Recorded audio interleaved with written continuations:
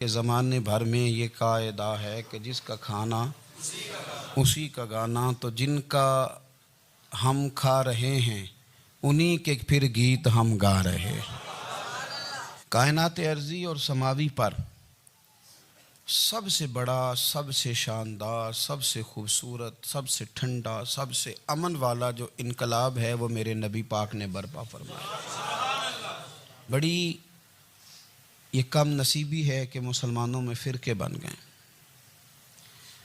اور امت تقسیم ہو گئی اور تقسیم ہونے سے کمزور ہو گئی۔ لیکن افسوس کی بات یہ ہے کہ لوگ اس بات کو سمجھنے سے عاری ہیں کہ عید میلاد النبی صلی اللہ تعالیٰ علیہ وسلم تو امت اس بات کے شکر کے طور پہ مناتی ہے کہ اللہ نے ہمیں اپنے نبی کا غلام بنایا۔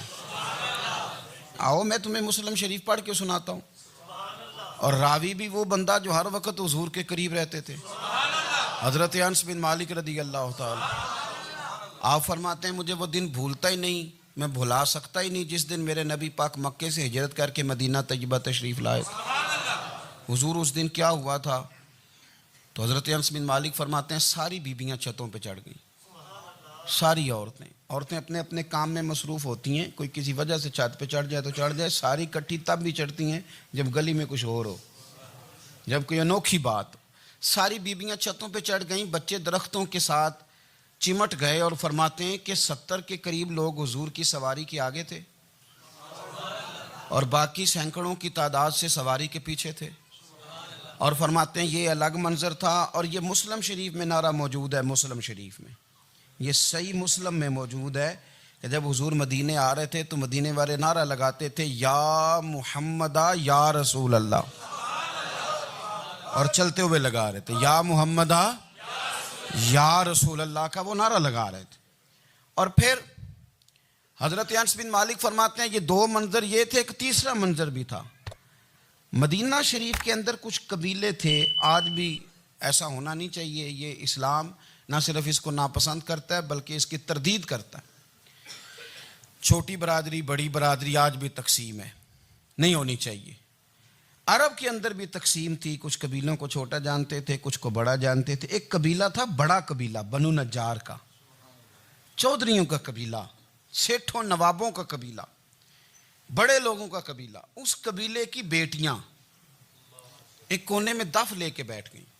نبی پاک صلی اللہ تعالیٰ علیہ وآلہ وسلم کے غلاموں بات کو سمجھیں۔ ایک منظر یہ کہ عورتیں چھتوں پہ، آج ہم منع کریں گے کیونکہ یہ پردے کی آیتیں نازل ہونے سے پہلے کی بات ہے، اب آیتیں آ گئیں، اب ہم یہ اجازت نہیں دیتے۔ عورتیں چھتوں پہ چڑھ گئیں، مرد گلیوں میں نعرے لگانے لگے، اور بنو نجار قبیلے کی بیٹیاں چھوٹی بچیاں وہ ایک کونے میں دف لے کے بیٹھ گئیں اور وہ پڑھنے لگیں طلع البدر علینا۔ اب تو میلاد غریبوں میں رہ گیا ہے، ہمارے یہاں فیشن ہو گیا ہے، جب حالات خراب ہوتے ہیں تو لوگ برکت کے لیے میلاد کراتے ہیں، اور جب امیر ہو جاتے ہیں پھر انہیں میلاد کے جائز ہونے کی دلیل ہی کوئی نہیں ملتی، پھر وہ یہ فیشن ہے۔ بندہ تھوڑا سا پڑھ جائے نا دو چار چیزیں تو ہر چیز کو غلط کہنا اس کی طبیعت ہوتی، پھر یہ فیشن ہے کہ میری سوسائٹی نہیں ہو گئی، کتابیں نہیں ہو گئیں، فرنیچر نیا ہو گیا، دوست نئے ہو گئے تو مذہب وہی پرانا۔ اوئے ہوئے کوئی ترقی کرنی چاہیے، پھر وہ ترقی کرتے ہیں بیچارے، اور جن کی پیچھے 10 نسلیں اور 50 نسلیں میلاد مناتی آنے کو تو نہیں دلیل کوئی نہیں ملی، سبحان اللہ۔ جن کی دادی وضو کر کے کھیر پکاتی تھی 11ویں کی، جب امیر ہو جاتے ہیں تو انہیں 11ویں پکانے کی دلیل ہی نہیں ملتی۔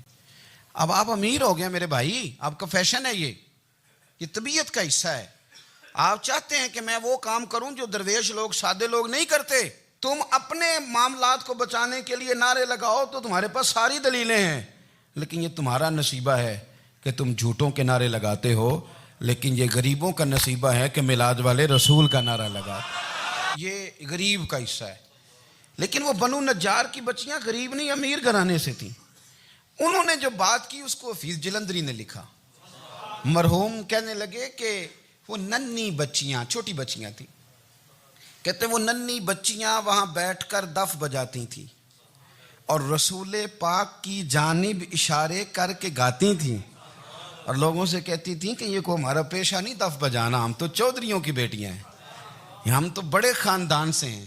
وہ ننھی بچیاں جو بیٹھ کر وہاں دف بجاتی تھیں، رسول پاک کی جانب اشارے کر کے گاتی تھیں اور کہتی تھی ہم ہیں بچیاں نجار کے عالی گھرانے کی، خوشی ہے آمنہ کے لال کے تشریف لانے، ہمیں بڑی خوشی ہے آمنہ کے لال کے، خوشی ہے آمنہ کے لال کے، خوشی ہے آمنہ کے لال کے، ہمیں خوشی ہے آمنہ کے لال کے تشریف، خوشی ہے بس آمنہ کے لال کے تشریف۔ نبی پاک صلی اللہ تعالیٰ علیہ وآلہ وسلم سے امت کا جذباتی رشتہ ہے۔ یہ پہلے دن سے ہی ابو جہل کب منع کرتا تھا کسی مسلمان کو کہ خانہ کعبہ میں نماز نہ پڑھو، کہتا پڑھو۔ حضرت صہیب ابن سنان رومی سے اس نے کہا کہ آپ اپنے طریقے کے مطابق، مسلمانوں کے طریقے کے مطابق کعبے کے اندر نماز پڑھیں، جو مرضی کریں۔ روکتے تو وہ نبی پاک کے قریب جانے سے تھے، وہ منڈیوں میں بیٹھ جاتے تھے، حضور کے قریب نہ جانا، حضور کے قریب نہ جانا، حضور کے قریب نہ جانا۔ میری بات کو آپ سمجھے اور ہمیشہ یاد رکھیں۔